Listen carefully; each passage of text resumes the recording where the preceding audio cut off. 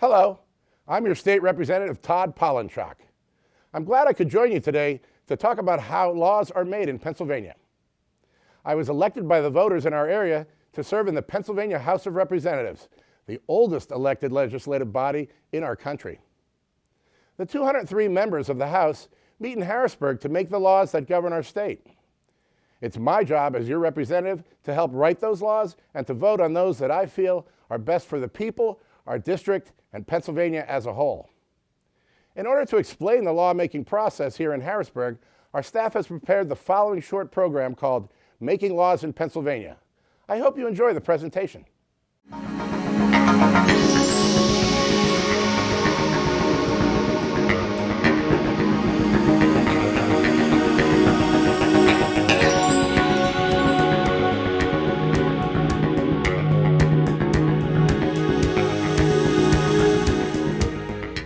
Hi, welcome to Harrisburg, the state capital of Pennsylvania. I'm Flash, the Firefly. Did you know that the firefly is the official insect of Pennsylvania? That's your state capital down there. Your state legislators make laws in that building. They even decide how many days that you go to school. Come on, let's check it out.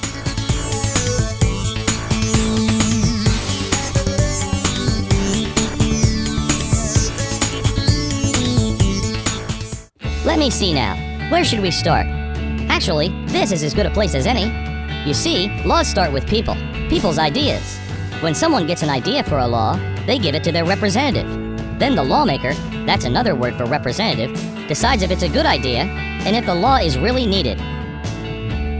If so, the idea is brought here to the Legislative Reference Bureau, where lawyers make it into a bill. A bill is an idea for a new law put down on paper. A properly written bill looks like this.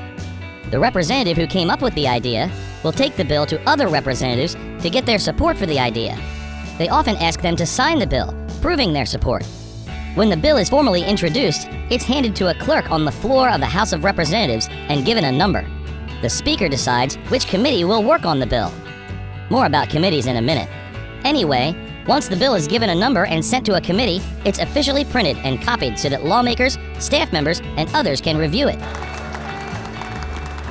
Sometimes people come to the Capitol to tell the legislators that they are for or against certain bills.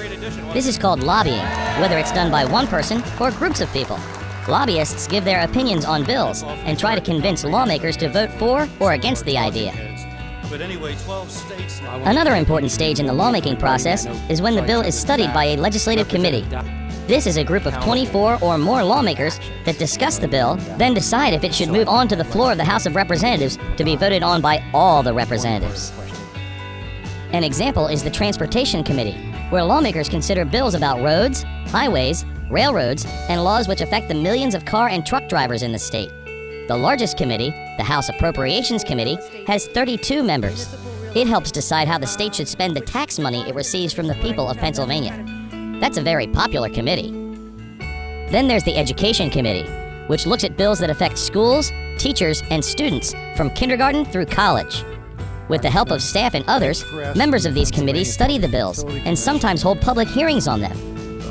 Hearings are special meetings which allow people who know a lot about an issue or who have very strong feelings about the bill to talk to the committee members and give them information and opinions about the bill. During committee meetings, representatives talk about the bill and discuss whether it is a good or bad idea.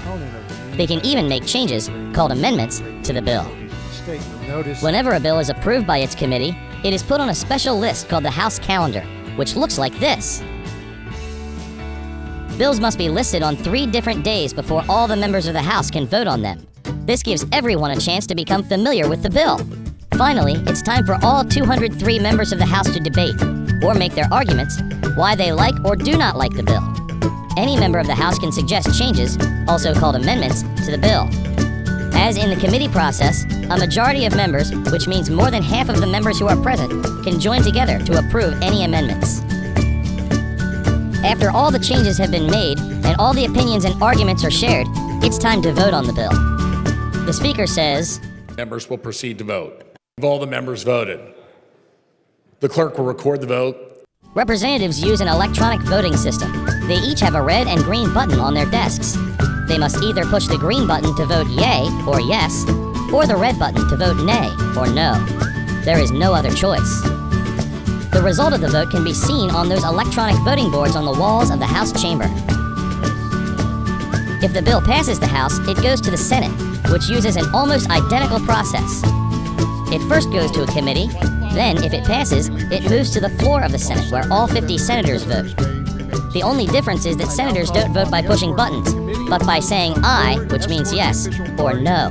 Ward, aye.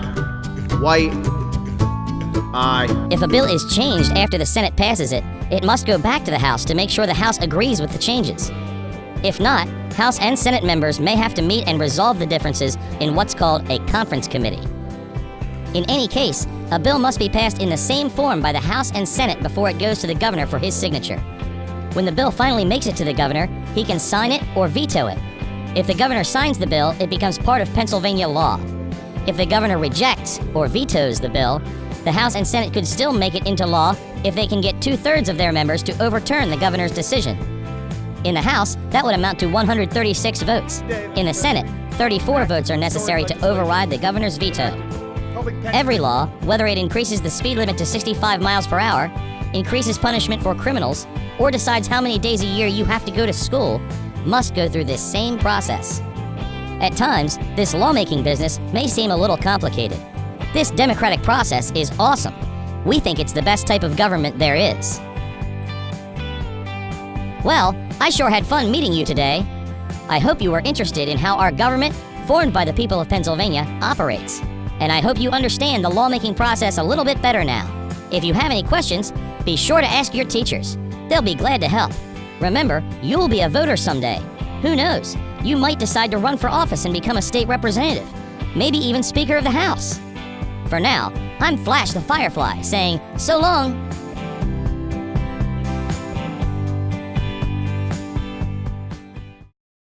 Thanks for your interest in the legislative process. I'm Representative Todd Polinchock. This was, of course, a simplified version of what can be a long and complicated process. I hope that this look at how laws are made will encourage you to become a participant in the political process, and when you're old enough, register to vote. If your group has any questions about the program you've just seen, please contact me. We'll show you the information on your screen in a moment. Thanks for watching.